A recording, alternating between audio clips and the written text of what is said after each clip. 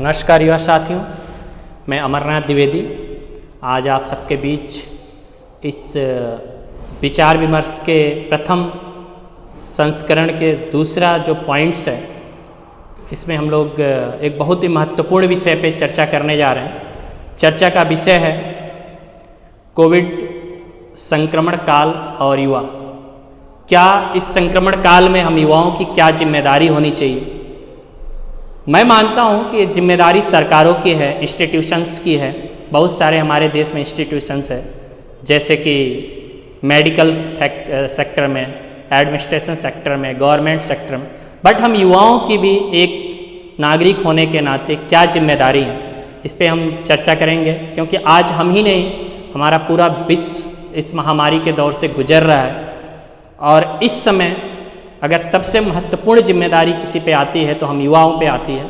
क्योंकि माना जाता है कि जब भी युवा किसी भी क्षेत्र में आगे बढ़ता है तो एक परिवर्तन की लहर निकलती है। चाहे वह आज़ादी के समय को ले लें, जब भगत सिंह, खुदीराम बोस, चंद्रशेखर आज़ाद, अशफाक उल्लाह खां, अनेक युवाओं ने एक सोच रखा तो उन्होंने देश की दशा और दिशा दोनों को बदल के रख दिया।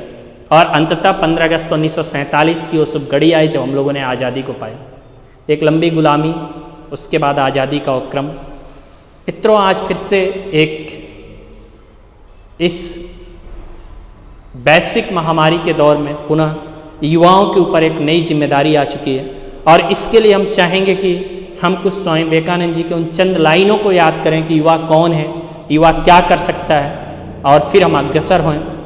सबसे पहले दोस्तों, हम स्वामी विवेकानंद जी के कुछ लाइनों को युवाओं की जिम्मेदारी के हेतु जोड़ना चाहते हैं। स्वामी विवेकानंद जी का कहना है कि बहती हुई नदी की धारा ही स्वच्छ, निर्मल तथा स्वास्थ्यप्रद रहती है।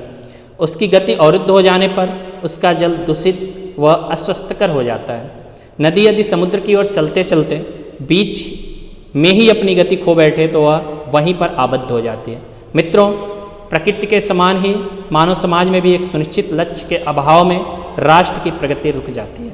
और सामने यदि स्थिर लक्ष्य हो तो आगे बढ़ने का प्रयास सफल तथा सार्थक होता है। हमारे आज के जीवन के हर क्षेत्र में यह बात स्मरणीय है। अब इस लक्ष्य को निर्धारित करने के पूर्व हमें विशेषकर अपने चिरंतन इतिहास, आदर्श तथा आध्यात्मिकता पर ध्यान रखना होगा।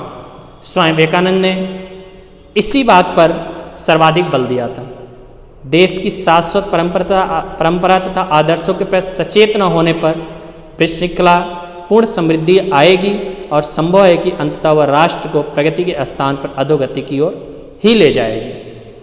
ये मित्रों, आज इस महामारी के दौर में सर्वप्रथम हम युवाओं की यह जिम्मेदारी बनती है कि हम सब एकजुट होकर के लोगों को जागरूक करें, खुद को सबसे पहले जागरूक हो। क्योंकि महात्मा गांधी ने कहा है कि जो परिवर्तन हम दूसरों में देखना चाहते हैं, सर्वप्रथम उसे हमें अपने अंदर लाना होगा।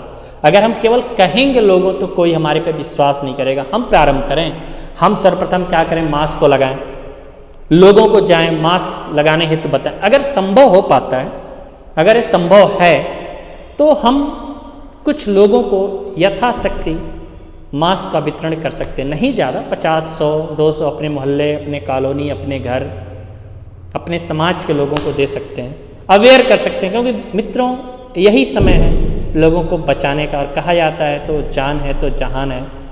हमारे जातीय विविधता, हमारी सोच, हमारे सिद्धांत, हमारी राजनीतिक लड़ाइयाँ, हमारी वैमनस्यता तभी तो है जब हम हैं, जब हमारा समाज है, जब हमारे लोग हैं। जब कोई रहेगा ही नहीं तो हम किसके साथ ये सारी चीज़ें करेंगे?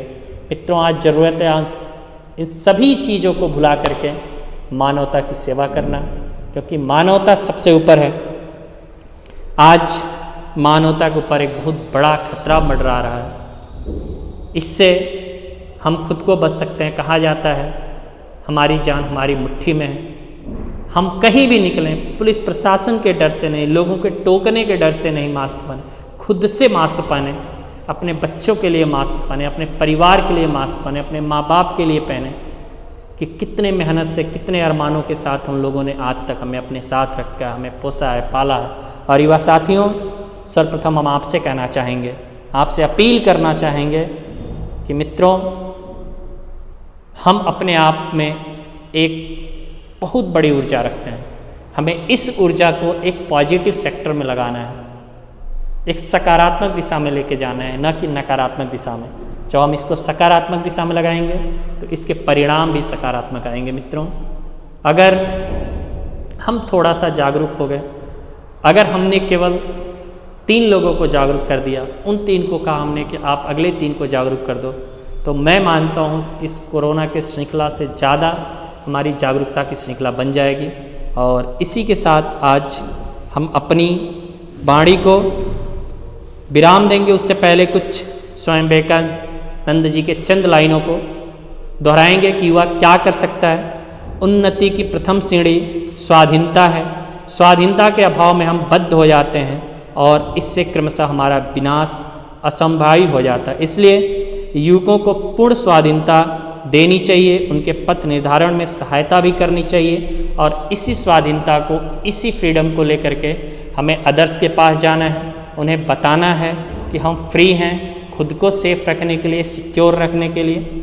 सो हम सबकी जिम्मेदारी है कि हम अपने आप को, अपनी जान को सेफ रखें, अपनी फैमिली को सेफ रखें और इसके लिए मास्क पहनें, सैनिटाइजर का प्रयोग करें और जितना भी संभव हो सकता है एक सामाजिक दूरी का पालन करें, जिससे हम इस चैन को तोड़ने को, जो कोरोना के चैन को तोड़ने में सफल हो सकें।